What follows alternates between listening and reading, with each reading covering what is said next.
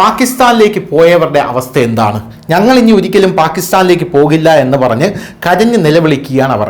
PSL കളിക്കാൻ പോയ വിദേശ കളിക്കാരാണ് ഇപ്പോൾ കരഞ്ഞ് നിലവിളിച്ചുകൊണ്ട് നെട്ടോട്ടം ഓടുന്നത് എന്നുള്ള റിപ്പോർട്ടുകളാണ് പുറത്തു വന്നത്.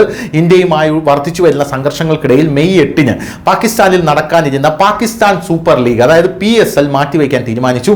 അതേസമയം പാകിസ്ഥാനിലുള്ള വിദേശ കളിക്കാരുടെ സുരക്ഷയെക്കുറിച്ച് എല്ലാവർക്കും ആശങ്കയുണ്ടായിരുന്നു. ആ കളിക്കാരുടെ മനസ്സിൽ എന്തായിരുന്നു കടന്നുപോയത്, ആ സമയം എന്താണ് സംഭവിച്ചത്? 2025 PSL-ൽ ലാഹോർ ബലന്ദേഴ്സിനായി കളിച്ച ബംഗ്ലാദേശ് താരം റിഷാദ് ഹുസൈൻ ഇത് സംബന്ധിച്ചൊരു വലിയ വെളിപ്പെടുത്തൽ നടത്തിയിരിക്കുകയാണ്. എന്താണ് റിഷാദ് ഹുസൈൻ പറഞ്ഞത്? ദുബായിലെത്തിയ ശേഷം മാധ്യമപ്രവർത്തകരോട് സംസാരിച്ച അയാൾ പറഞ്ഞത്, ടീമിലെ മറ്റ് വിദേശ കളിക്കാരായിട്ടുള്ള Sam Billings, Darryl Mitchell, Kusal Perera, David Wiese, Tom Curran എന്നിവർ വളരെയധികം ഭയപ്പെട്ടിരുന്നു എന്നുള്ളതാണ്. ദുബായിൽ വിമാനമിറങ്ങിയ ശേഷം ഡാരിൽ മിച്ചൽ പറഞ്ഞത്, ഞാൻ ഇനി ഒരിക്കലും പാകിസ്ഥാനിലേക്ക് പോകില്ല എന്നാണ്. പ്രത്യേകിച്ച് ഇതുപോലുള്ള ഒരു സാഹചര്യത്തിൽ മൊത്തത്തിൽ എല്ലാവരും ഭയന്നിരുന്നുവെന്നാണ്.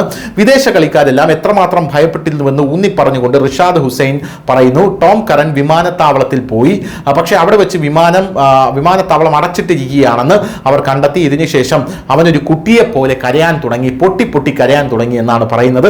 പാകിസ്ഥാനിലെ സ്ഥിതിയെക്കുറിച്ച് റിഷാദ് ഹുസൈൻ വീണ്ടും പറയുന്നു, പ്രതിസന്ധി ഘട്ടത്തിലൂടെ കടന്നുപോയ ശേഷമാണ് ഞങ്ങൾ ദുബായിൽ എത്തിയത്. ഇപ്പോൾ എനിക്ക് സുഖം തോന്നുന്നു. ദുബായിൽ ഇറങ്ങിയതിനു ശേഷം ഞങ്ങൾ പോയി 20 മിനിറ്റിന് ശേഷം വിമാനത്താവളത്തിൽ ഒരു മിസൈൽ ആക്രമണം ഉണ്ടായതായി ഞങ്ങൾ മനസ്സിലാക്കി. അതായത് ഇവരുടെ വിമാനം പറന്നു പൊങ്ങി 20 മിനിറ്റിന് ശേഷം വിമാനത്താവളത്തിൽ ഒരു മിസൈൽ വന്ന് വീണ വിമാനത്താവളം പൂർണ്ണമായും തകർന്നു. ഈ വാർത്ത വളരെയധികം ഭയപ്പെടുത്തിയിരുന്നു. ദുബായിൽ എത്തിയതിനു ശേഷം എനിക്ക് വളരെ ആശ്വാസം തോന്നുന്നു. കുടുംബാംഗങ്ങൾ വളരെ ആശങ്കാകുലരായിരിക്കുന്നു എന്നാണ് ഇദ്ദേഹം പറയുന്നത്. പോരാത്തതിന് ഈ പാകിസ്ഥാൻ പ്രീമിയർ ലീഗ് ഇപ്പോൾ ദുബായിലേക്ക് മാറ്റാനുള്ള നീക്കങ്ങളും ഇപ്പോൾ അതിൻ്റെ അധികൃതരുടെ ഭാഗത്തു നിന്നും നടക്കുന്നുണ്ട്. News desk, news India Malayalam.